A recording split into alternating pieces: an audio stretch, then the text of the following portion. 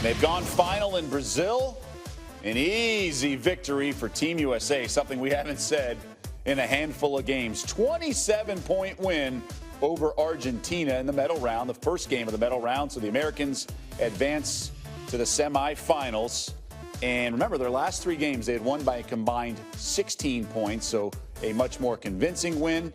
Argentina did beat USA back in 2004 in the Olympic semifinals, but no such luck. Americans remain undefeated out there in Rio. They've now won 74 straight, one shy of the Team USA record. We'll have full reaction. Michael Eaves will join us live from Rio in just a bit. Yeah, so his attorney, Jeffrey Ostro, telling me today, emphatically supporting Ryan Lochte and saying the story that Ryan told to Brazilian authorities, the State Department, the FBI, and U.S. OC officials on Sunday night. The same story Ostro says he told the Today Show is absolutely the truth. Going as far as to say Ryan is the victim here. No matter what they're saying down there, let's remember he was the one who was robbed at gunpoint. What are some ramifications if it is proven that he and the others did happen to provide any false information to police? Yeah, so Lindsay, we know the beginning of the story and we know the end. The piece we're missing is the middle. And if somehow it can be proven that, in fact, Ryan and Jimmy Fagan were fabricating part of the story, it could be 1 to 3 months in jail, although more than likely what I'm told by Brazilian people is that it would be just a fine. Okay. I mean, they did say that they were worried about getting in trouble. Any more elaboration to that on why they would think that that would be the case? No, they haven't, and everybody is super tight-lipped down here, which makes you really wonder what's going on. You know, it's been suggested to me as well that, perhaps it isn't so much any sort of punishment that the Brazilian authorities are after, but a change in the PR of the story, if you will. Let's remember, when this came out on Sunday, it was a black eye in the Brazilian games that an American superstar was in this sort of a situation. And so if they can prove somehow that it wasn't true, I think there's belief here in Brazil that will sort of help somewhat save the face of these complicated games. All right, Wayne Dre's in Rio. Thank you, Wayne. Top five has really been forced on us by Usain Bolt and Michael Phelps. The two Olympic titans were just going nuts right now. So we've crafted our top five. Yes. Together again, greatest Olympians ever. And I'm going to start right away with this Soviet gymnast, Larissa Latina. Latina? Yeah. By the way, that's what Olympic venues looked like back in the 50s and 60s when Larissa was doing her thing. Oh, so elegant. Yes. She won 14 individual medals, Carrie. 14 individual medals. Wow. Wow. All around twice, 56 and 60. You know who this guy is? No, I do not. That's the flying Finn, Paavo Nurmi. Wow. Paavo. David, you went back. Well, I went way back. 9 gold medals. On one day, he won the 5,000, took an hour break, and then won the 1,500. Wow. Who made that schedule? And he ran with a stopwatch in his hand just to make sure. Just because. Number 3, the man, Jesse Owens. Yes. 1936, Berlin. Thumbed his nose at Adolf Hitler up in the box. Won the 100, the 200, the long jump, part of the 1x400 relay. Did his level best to ruin the Nazi Olympics. Number 2, here's the big debate. Is it Bolt or is it Phelps? I went with Usain Bolt, although I was saying earlier, there's no one in sports I'd rather watch do anything than Usain Bolt running those last 50 meters. Just unbelievable. But I went with Phelps because of all the medals, 28 in all, 23 gold, yada, yada, yada. I just felt like this guy's still splashing around at the age of 31. He gets my nod. Yeah, and that is going to be the constant debate. Who is the better Olympian? Is it going to be Bolt? Is it going to be Phelps? It's subjective, I think. I mean, the way Bomani made a good case for it. He did. Here's my top five. I'm completely out of the loop here. Mine are all off, but here we go. Number 5, Carl Lewis. Yep. You remember that guy? Won 4 golds in the 1984 Olympics right in Los Angeles. Hello. But when will LA get the Olympics again? That's another story. We'll talk about that. That's not in this top 5. Coming in at number 4, Larissa Latina. Did we get it correct? Latina? Yeah. Well, listen. Our judge will be able to give us the right name on that for sure. All right, 14 individuals, as David just said. And coming in at number 3 for me, so this is where we do our back and forth. I went with Michael Phelps. Like, I absolutely agree. Phelps at 3. To me, 1, 2, and 3 are all the same, and I'll tell you why. Like, I mean, come on. I could argue that he's a top Olympian. I mean, I really could. But number 2 for me was Usain Bolt. You got Bolt over? Yeah, Okay. I can flip and I can flop, but I'm going to go with number 1 for Jesse Owens because of the conditions, what he had to deal with, what he did at that time. I felt like, to me, when you are running under, there's always this pressure, right, at number 1, but you're running under these racist conditions, and it was hard. I couldn't even imagine what he had to deal with, but yet he pressed on and was able to get 4 gold medals in spite of. And so to me, to put it in perspective, it paved the way for the Usain Bolts and the Michael Phelps and everyone else. So that was my top 5. It's a well-constructed argument. I have no complaints with it. Here we go. Our top 5 back-to-back. Harry went Jesse Owens, Usain Bolt, Michael Phelps. I went Michael Phelps, Usain Bolt, Jesse Owens. I did all the same. Pavo Nurmi thrown in on the side. Yeah. Carl Lewis, yada, yada. So, what do we have here? We got Frank Caliendo as our guest critiquer. There it is. What your thoughts on the top 5s, Frank? Well, I thought we'd do a little Morgan Freeman to figure out what's the best way to possibly do it.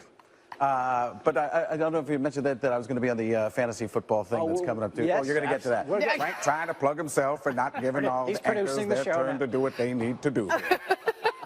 See, that was just terrible. Now I was going Charles Barkley. It's never your top 5 lists are knuckle-headed lists. Very, very good, but in a way kind of average. But then Caliendo, what it did was just stole what you said. So here we go. Who do we have? We're going to take a look at number 5 of the greatest athletes of all time in the Olympics. I would have to say,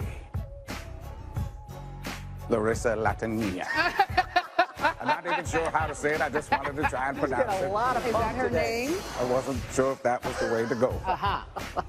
Well, you Usain went with, Bolt. Never has a better name been for a man than Usain Bolt. And of course, Sean O'Neill, table tennis. Oh, yeah. He's a friend of mine. That's why I put it in. We're like, I just want to make it Michael Phelps because we're on Sports Center. You have to mention Michael Phelps and Jesse Owens, a man who ran in the most difficult conditions of all time and came away with 4 gold medals and 2 world records. There we go. There you go. Again, So- Sean O'Neill is He's a friend. friend. He taught me how to play table tennis, how to play ping pong. So Eddie Medals or Eddie? No.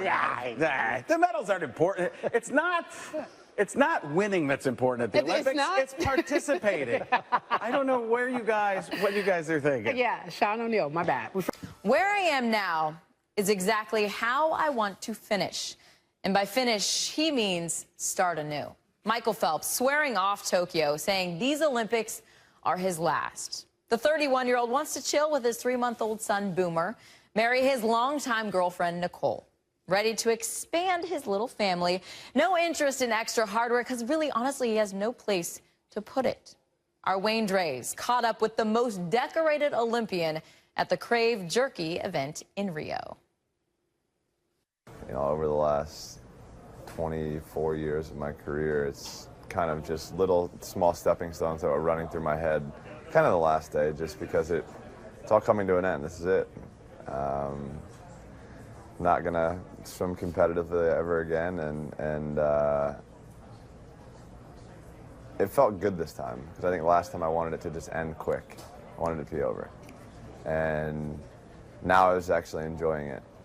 When it was over, how did it feel different than it did 4 years ago, this goodbye? I think I was happy, and happy to say goodbye, happy to kind of leave and start something new, or get ready to start something new. You know, I think in London I wanted to kind of stiff arm it and just say, get out of my life, I don't want anything to do with you. But now I think I was just kind of embracing the situation and everything that I had. And this week, you know, this week was crazy. You know, I mean, I could see Bob was kind of freaking out at the end of the week. You know, the double that I had with the 2 IM 100 fly, he was freaking out. 100 fly final, obviously, he's excited. And then the 400 medley relay, he was emotional the whole time. So being able to share that moment, I think, is something that was super special for the both of us, because we were both finally there and both finally ready to move on. Tuesday night, you're in the ready room, semifinals of the 200 fly, and Chad starts shadowboxing. Honestly, what are you thinking? I saw it and was just like, okay, here we go. I knew media was going to ask about it. I without question knew it was going to get brought up. And I was just kind of I wasn't going out of my way to make dirty faces. But I kind of figured that I was probably going to have a face, and there was somebody that was going to capture it, and somebody was going to ask about it. But I also, at the same time, just know that we all have our own little rituals that we go through, and if that's his, that's his. Have you ever seen somebody get ready like that before? I can't say I have, no. But I was just like, okay, to each their own. Do what you got to do. And so that night, you get back to your place in the village. Did you realize how your face had exploded on the internet? Well, I had friends who were sending me memes throughout that session afterwards, and then I got a photo of like emojis or bitmojis that are going all over the place. So it was kind of interesting. It's just, I mean, I guess after that that's when everything really started just going crazy back home. I spoke to a friend a few days after that, and he was like, dude, it's just like it was in 2008. He's like, people were going absolutely bananas. And then everybody started asking me to do the Michael Phelps face. I don't even know what I was doing. While some of your roommates and teammates are out till all hours of the night doing who knows what were you doing after these games different than the past? I was back here with Boomer and Nicole asleep as fast as I could. That's a little different than the Olympics in the past. I was out till all hours of the morning before. I think it's crazy with the hours that we had for swimming being so late. So it was nice to just sleep as much as I could. I mean, I slept on the couch yesterday and it was just, I mean, I woke up and I didn't know where I was. Like, I was just I'm just beat. I'm beat physically, emotionally, everything. You've had your personal issues after an Olympics or after a major meet. Yeah. What gives you the confidence that this will be different without swimming in your life? I think the biggest change now is, obviously I have a child. I'm getting married this year. But also I'm just in a different place mentally, and I think that's one thing that I couldn't say in the past. You know, for me, I've gone through a couple bad spells in the last, past 2 Olympics. And, here, I'm happy outside of the pool. I'm happy inside of the pool. I have a great family life. What do you want Boomer to take away from these games? I've heard that question before, and I don't 100% know right now. For me, it was something special to have him here for my last swim. I think that's something that I always thought possibly could happen, but didn't know if it actually would. What do you want him to learn from your career? Nothing is perfect in life. Learn every step of the way. Hard work, dedication, it does pay off. Just small things, and I think Nicole and I will end up teaching other things along the way. But also, I mean, he can also take whatever he wants off, from my career, and I want him to be his own person. Somebody was asking last night, are we going to push him to be a swimmer? No. If he wants to be a swimmer, he'll be a swimmer. That's one thing that I was very fortunate that my parents never did to me. Nicole and I will go through some of these processes together and learn new things, and hopefully we'll be able to instill into him some of the things that we learned as a kid.